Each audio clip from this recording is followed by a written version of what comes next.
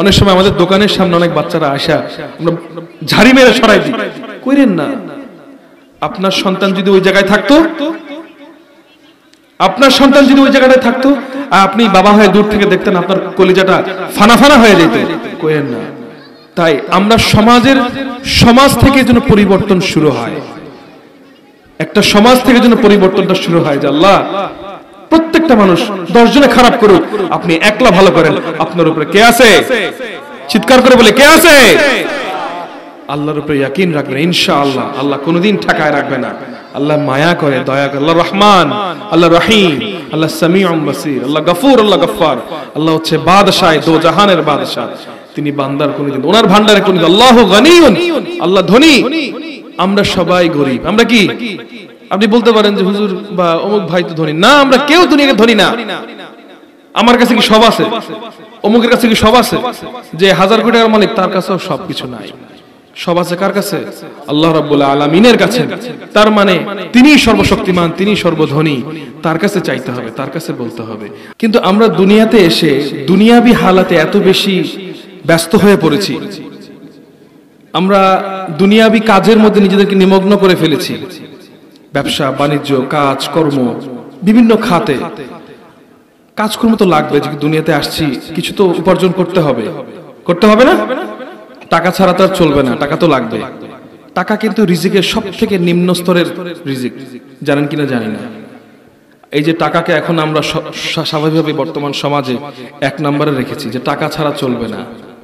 আসলেই তো ঠিক, টাকা ছাড়া চলে না। কিন্তু টাকা হচ্ছে সব থেকে নিম্ন স্তরের। শারীরিক সুস্থতা অনেক বড় নিয়ামত। অনেকের হাত নাই, পা নাই, কত কিছু নাই, সেখান থেকে আল্লাহ ভালো রাখছেন না?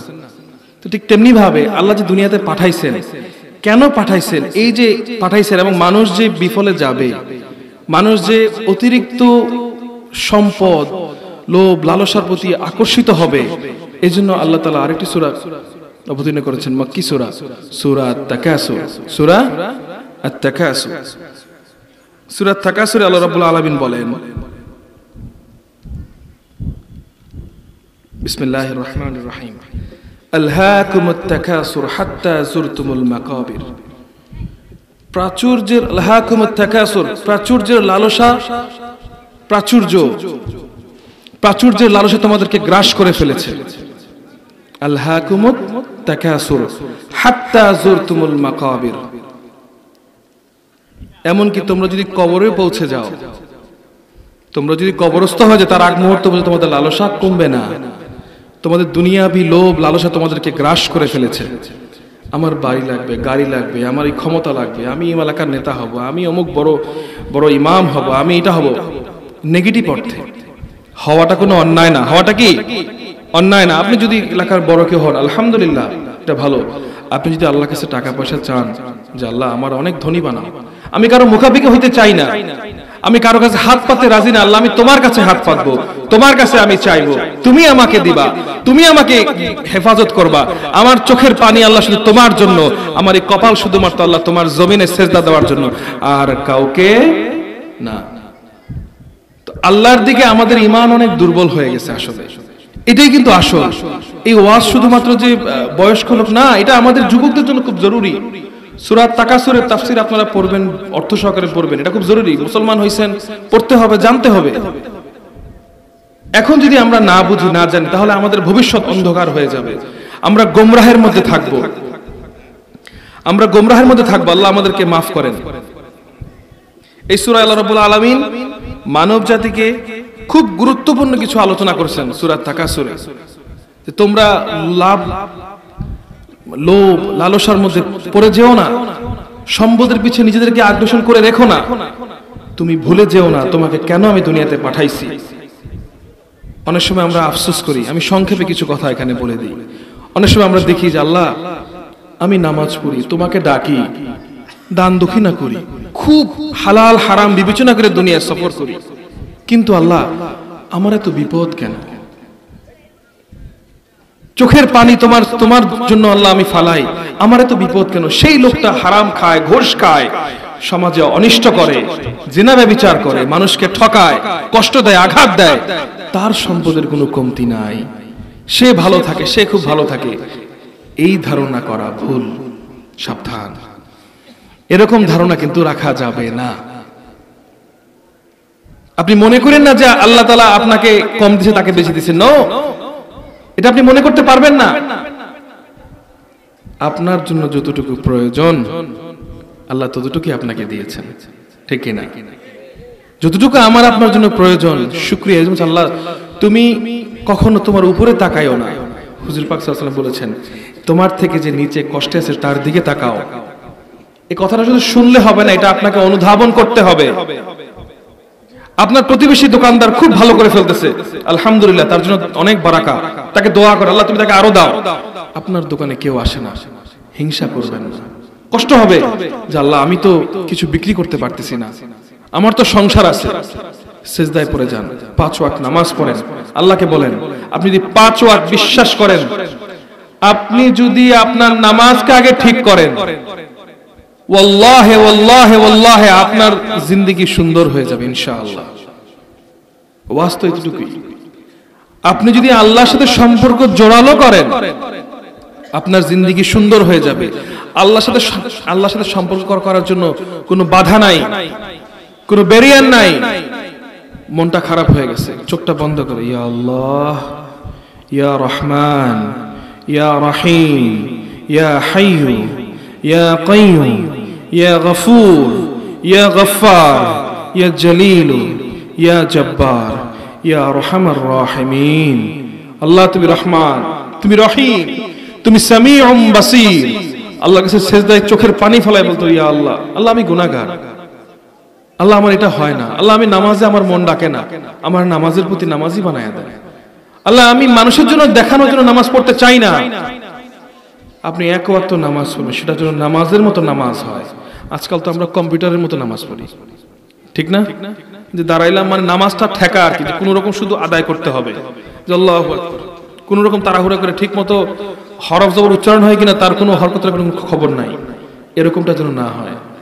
আপনার দুনিয়া সবার জন্য আমাদের সময় থাকে, কিন্তু যখন আজান হয় হাইয়া আলাস সালাহ, হাইয়া আলাল ফালাহ, যখন ডাকে আর আমাদের জন্য ডাকা হয়, তখন আমাদের আচ্ছা একটু পরে পড়ি। এই অবহেলাটা আমাদের মধ্যে আছে, আমাদের সবার মধ্যেই কম বেশি আছে, আমাদের সবার মধ্যেই কম বেশি আছে। তা আমরা যেন নামাজের বেশি পাবন্দ হই। ইয়াং যুবক যা, তাদেরকে একটা কথা বলে যায় আজকে। 1 নাম্বার, নিজের ভিতরে যে রাগ অগ্রাসন, এটাকে দাফন করে ফেলতে হবে। কি করতে হবে? মাটি চাপা দিতে হবে। যদি এই রাগকে মাটি চাপা না দাও ভাই, জীবনে উন্নতি করতে পারবে না। রাগ করে শয়তানে, রাগ কে করে? শয়তানে করে, ইবলিস। রাগ হচ্ছে ইবলিসের। তুমি রাগ করবা কখন? ইস আল্লাহ আমি নামাজটা পড়তে পারলাম না, এটা নিয়ে রাগ হবে। আল্লাহ আমি দোয়াটা পড়তে পারলাম না, আল্লাহ আমি এই কাজটা করতে পারলাম না, আল্লাহ আমি মানুষটাকে সাহায্য করতে পারলাম না, আল্লাহ আমি খুব ভালো খাবার খাই, আমার প্রতিবেশী না খায় আছে, আল্লাহ এটা আমি দেখতে পারলাম না, আল্লাহ আপনি আমাকে ভালো রাখছেন, আমি তাকে দেখতে। আফসোস হবে এগুলোর জন্য।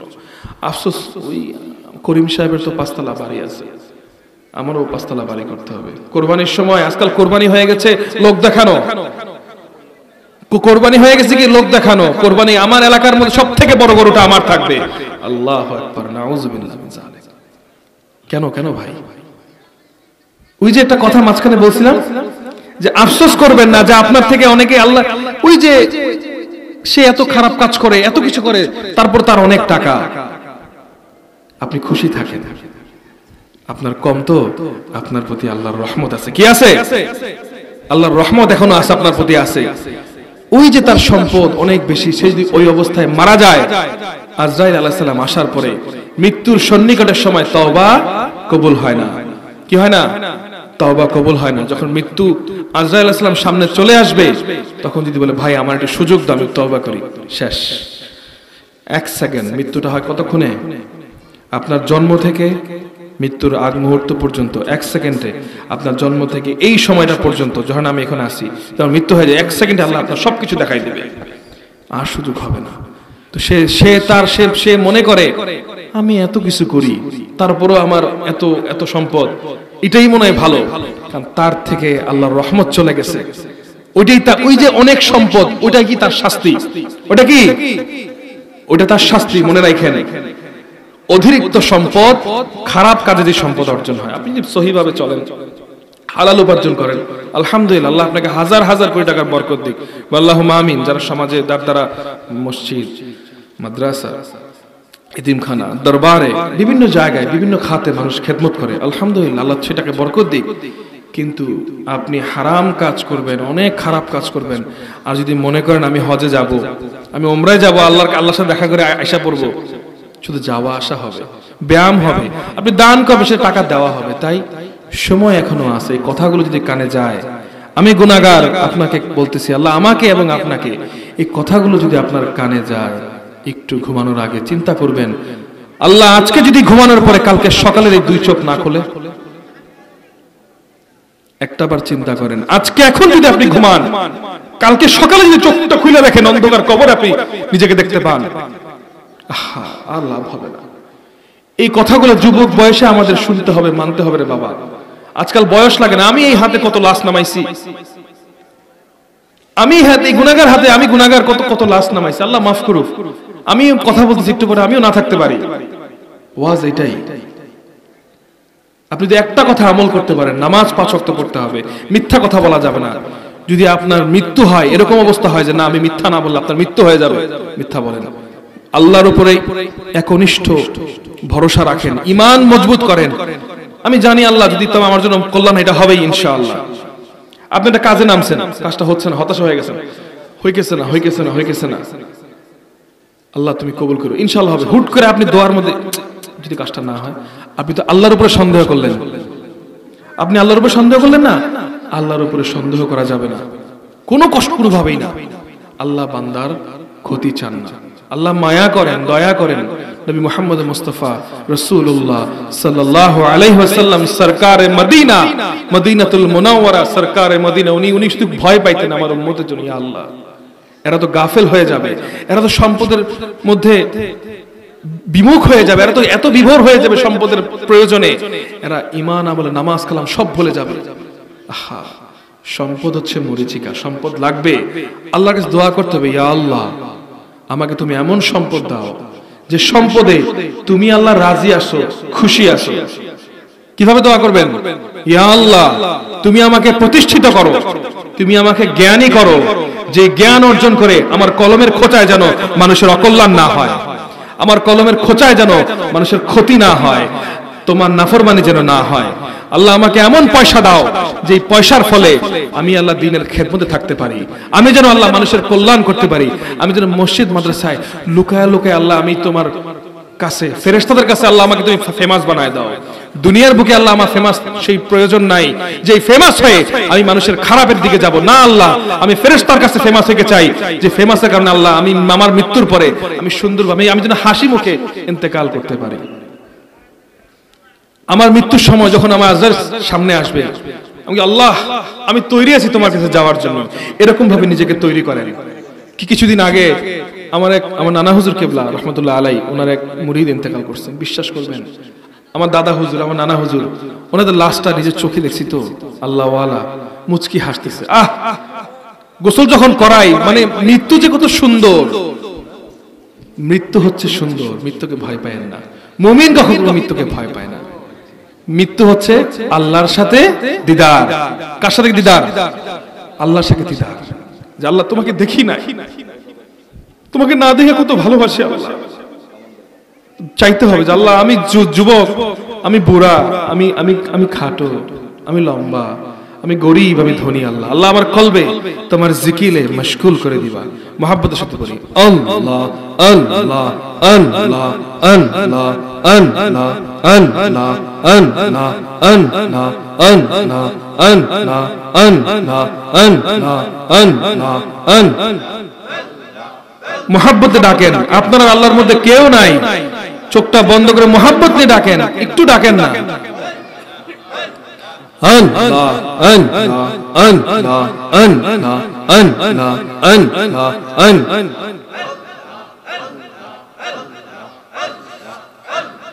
আল্লাহ তোমার প্রেমে পাগল, আল্লাহ তোমার প্রেমে পাগল, দিওয়ানা হে সবে।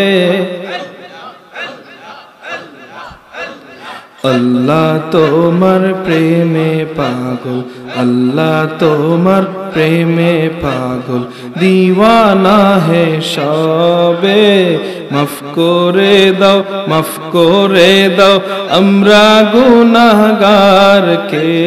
আল্লাহ আল্লাহ আল্লাহ আল্লাহ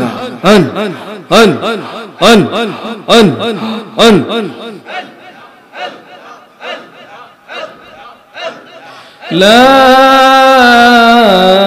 ইলাহা ইল্লাল্লাহু মুহাম্মাদুর রাসূলুল্লাহ সাল্লাল্লাহু আলাইহি ওয়াসাল্লাম। মুহাব্বত করবেন। খুব কথা বেশি বাড়াবো না, এটুকুই বলে গেলাম। আমি গুনাহগার মানুষ, একটু দোয়ার জন্য আজকে এখানে এসেছি, কিছু কথা বলার জন্য। কিন্তু এইটুকু মনে রাখবেন, নামাজের দিকে বেশি ঝুঁকবেন, গোপনে আল্লাহর সাথে কথা বলবেন।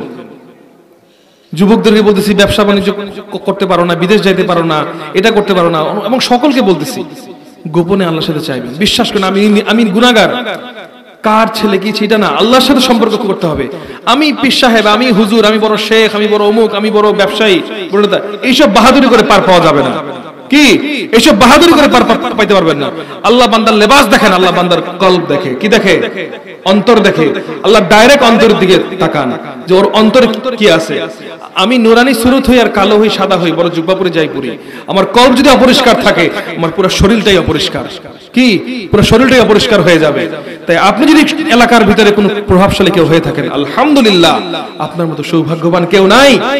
আপনি তো সুযোগ, এমন ভাবে নিজেকে গড়ে তোলো, তোমার ব্যথায় হাজারো মানুষ তোমার কাছে চলে আসবে, তোমার কাগজের টুকরায় না। কিসে না? তোমার কাগজের টুকরায় না। তুমি যদি ভালো কর্ম করো, মনে রাখো তুমি কাউকে ডাকতে হবে না, হাজারো মানুষকে আল্লাহ পাঠায় দেবে তোমার খেদমতে, তোমার জন্য মহাব্বত তৈরি করে দিবে তাদের মনে, যদি তোমার কর্মফল ভালো হয় ইনশাআল্লাহ। সে সকলের জন্য, শুধু এলাকার নেতা না, আমরা যারা যে যে লাইনে আছে, ডাক্তার, ইঞ্জিনিয়ার, যারা হুজুর আছেন, যারা ব্যবসায়ী আছেন, প্রত্যেকের সেক্টরে যার যার ওজনে, প্রত্যেকে যদি আল্লাহকে সন্তুষ্টি করার জন্য, হুজুরে পাক সাল্লাল্লাহু আলাইহি ওয়াসাল্লামকে সন্তুষ্ট করার জন্য আমরা দুনিয়াতে সফর করি, ইনশাআল্লাহ দুনিয়া ও আখিরাত আমাদের সুন্দর হয়ে যাবে। আমরা সুন্দরভাবে আল্লাহর কাছে যাইতে পারবো।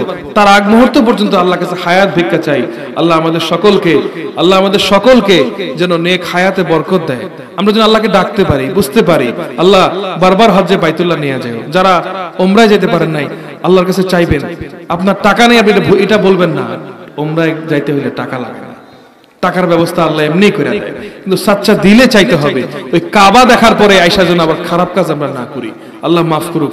এই দুই চোখ যদি যখন কাবা দেখেন, এই দুই চোখ দিয়ে মদিনাতুল মুনাওয়ারা রওজা মুবারক দেখেন, সাবধান সাবধান। নিজের অন্তরকে, নিজেকে আয়নার সামনে দাঁড়ায়া প্রশ্ন করেন। আজকে বাসায় গিয়ে প্রশ্ন করেন যে আমি কি আমার পরিবারের সাথে ভালো আচরণ করছি কিনা, আমি আমার প্রতিবেশীর সাথে ভালো আচরণ করছি কিনা। বুলেটের আঘাত থেকেও বড় মারাত্মক এই জবানের আঘাত, কলিজা চীর্ণ বিচীর্ণ করে ফেলে। বুলেটের আঘাত একবার লাগলে শেষ, ছুরিতে মারলে একবার লাগলে শেষ, কিন্তু কথার আঘাত বড় ভয়ঙ্কর। তাই এলাকাতে কেউ যেন কষ্ট না পায়। মুরব্বীরা আছে, মুরব্বীদেরকে সম্মান করবেন। মুরব্বী তো নাই, মুরব্বী এখন অনেক কমে গেছে। যারা মুরব্বী মনে করবেন তারা এই রহমত, নিজের বাবা মা যারা বেঁচে আছে, সন্তান তারা বাপ মার খেদমত করল। প্রতাপ দেখায়ও না। অনেকে দেখছি বহুত টাকা, বাপ মার টাকা পয়সা পাঠায় না। বাপ মার যদি খেদমত না করো, শেষ। তুমি যেই হও না, তোমার কোনো তো আল্লাহর দরবারে ফরিয়াদ কবুল হবে না। আর যাদের বাবা মা নাই, ওই কবরের পাশে একটু চোখের পানি ফালাইয়া একটু সূরা ইয়াসিন পড়তে বলে, সূরা ইয়াসিন পড়ো। যদি কোরআন শরীফ পড়তে না পারো, চোখটা পানি ফালে দাও, আল্লাহ আল্লাহ একটু দয়া করো, আল্লাহ যেভাবে ওনারা আমার ছোটবেলায় আমাকে দয়া করছে, আল্লাহ একটু দয়া করো। যেভাবে ওই বাবা মা আমাকে কষ্ট করে লালন পালন করছে, আল্লাহ একটু দয়া করো। ওনাদের কোনো ভুল থাকলে মাফ করে। কত ইয়াতীম আছে, ওদের মাথায় হাতটা ফুলাই দিয়ে। আপনার বাবা মা আছে, আপনি বুঝতেছেন না, যার নাই সে কিন্তু বলতে পারে। আপনি ঘরে ভালো ভালো খাবার খাচ্ছেন, কিন্তু ওই বাচ্চার সঙ্গে ওর তো ইচ্ছা করে। অনেক সময় আমাদের দোকানের সামনে অনেক বাচ্চারা আসা, আমরা ঝাড়ি মেরে সরাই দিই। কইরেন না। আপনার সন্তান যদি ওই জায়গায় থাকতো, আপনার সন্তান যদি ওই জায়গাটায় থাকতো, আর আপনি বাবা হয়ে দূর থেকে দেখতেন, আপনার কলিজাটা ফানা ফানা হয়ে যেত। কইরেন না। তাই আমরা সমাজ থেকে যেন পরিবর্তন শুরু হয়। একটা সমাজ থেকে যেন পরিবর্তনটা শুরু হয় যে আল্লাহ প্রত্যেকটা মানুষ 10 জনে খারাপ করুক, আপনি একলা ভালো করেন। আপনার উপরে কে আছে? চিৎকার করে বলে কে আছে? আল্লাহর উপরে ইয়াকিন রাখবেন ইনশাআল্লাহ। আল্লাহ কোনোদিন ঠকায় রাখবে না। আল্লাহ মায়া করে, দয়া করে। আল্লাহ রহমান, আল্লাহ রহিম, আল্লাহ সামিউম বাসীর, আল্লাহ গফুর, আল্লাহ গফফার। আল্লাহ হচ্ছে বাদশাহ, দো জাহানের বাদশাহ। তিনি বান্দার কোনোদিন ওনার ভান্ডারে কোনোদিন আল্লাহু গানিয়ুন, আল্লাহ ধনী, আমরা সবাই গরিব। আমরা কি? আপনি বলতে পারেন যে হুজুর বা অমুক ভাই তো ধনী না, আমরা কেউ দুনিয়াতে ধনী না। আমার কাছে কি সব আছে? অমুকের কাছে কি সব আছে? যে 1000 কোটি টাকার মালিক তার কাছেও সবকিছু নাই। সব আছে কার কাছে? আল্লাহ রাব্বুল আলামিনের কাছে। তার মানে তিনি সর্বশক্তিমান, তিনি সর্বধনী। তার কাছে চাইতে হবে, তার কাছে বলতে হবে। আর আলেম ওলামাকে সম্মান করবেন, শুধু দরবারে খেদমত করবেন। আরো যত মসজিদ মাদ্রাসা আছে খেদমতে করবেন। আল্লাহ সকল খাদেমদেরকে আল্লাহ কবুল মঞ্জুর করেন। আমি দোয়া চাই আমার শ্রদ্ধাভাজন, আমার ডান পাশে বসা আমার আব্বা হুজুর, আল্লাহ যেন নেক হায়াতে বরকত দেন। আমার আম্মা, আমার আত্মীয় স্বজন, আমি তো দোয়া চাইতে পারি, চাইতে পারি না? আমি দোয়া চাইতে পারি, আমিও দোয়া চাই আপনাদের কাছে। কে জানে কার দোয়াটা আল্লাহ কখন কবুল করে ফেলে। এর আমি বলতে পারবো না যে আল্লাহ আমার দোয়া কবুল করবে। আল্লাহ যার হাতটা ভালো লাগে, যার কথা তোমার ভালো লাগে, যার কলবের দিকে তাকাইলে আল্লাহ তুমি রাজি খুশি হয়ে যাও, তার খাতিরে তুমি দোয়া কবুল করে ফেলো। আল্লাহুম্মা আমিন। আমি আর কথা বাড়াবো না। আল্লাহ আমাদের কোনো কথায় ভুল থাকলে আল্লাহ মাফ করে দেন। আমার জন্য দোয়া করবেন, আমার পরিবারের জন্য দোয়া করবেন। আল্লাহ যেন দিনের একজন ছোট্ট খাদিম হিসেবে কবুল করে। পীর ফাতেহাবাদ দরবার শরীফে আগামী 19-20 ফেব্রুয়ারি বার্ষিক ইসালে সওয়াব মাহফিল। আপনারা আমার আব্বা হুজুর দাওয়াত দিবেন, তারপরে আমি দাওয়াতটা আরেকবার দিচ্ছি ইনশাআল্লাহ। আপনারা সকলে আমন্ত্রিত। এখানে মাস্টার বিল্লাল সাহেব আছেন, মাজহার আছে, আমাদের আরো মুরিদ মুতাকিদিন আছেন, আশিকিন মুহিব্বিনরা আছেন। আপনারা যোগাযোগ করবেন ইনশাআল্লাহ। খেদমতে খোদা মিলে, খেদমতে কি? খেদমতে খোদা মিলে। দুনিয়াটা যদি মনে করেন এটা কষ্ট, তাহলে কষ্ট। কোনো প্রশ্ন থাকলে আল্লাহকে বলবেন। কাকে বলবেন? আল্লাহকে বলবেন যে আল্লাহ আমি আমার দিলে এটা বুঝতেছে না, আমি কাজটা কি করব? ঘুমাই যাবেন বলে দেখবেন যে আল্লাহ একটা ফয়সালা করে দিবে। যদি কোনো কাজ না হয় মন খারাপ করবেন না, আল্লাহ আমি জানি তুমি নেক্সট করে দিবা। সকালের নাস্তার পর যদি দুপুরের খাবারের কিছু না থাকে চিন্তা করেন না, আল্লাহ সেই ব্যবস্থাটা করে দিবে। আপনি যদি চেষ্টা করেন, আল্লাহর তরফ থেকে আপনার জন্য খাবারের ব্যবস্থা হয়ে যাবে ইনশাআল্লাহ। আল্লাহর প্রতি ইয়াকিন, বিশ্বাস রাখেন। ওয়া আখির দাওয়ানা আলহামদুলিল্লাহি রাব্বিল আলামিন। আসসালাতু ওয়াসসালামু আলাইকা ইয়া রাসূলুল্লাহ, আসসালাতু ওয়াসসালামু আলাইকা ইয়া হাবিবাল্লাহ, আসসালাতু ওয়াসসালামু আলাইকা ইয়া শাফিউল মুজনিবিন, আসসালাতু ওয়াসসালামু আলাইকা রাহমাতুল লিল আলামিন। সকল প্রশংসা রব্বুল আলামিনের এবং হাজারো লাখো কোটি সালাম মদিনাতুল মুনাওয়ারা মুহাম্মদ মুস্তাফা রাসূলুল্লাহ সাল্লাল্লাহু আলাইহি ওয়াসাল্লাম হুজুর পাকের রওজা মুবারকের প্রতি।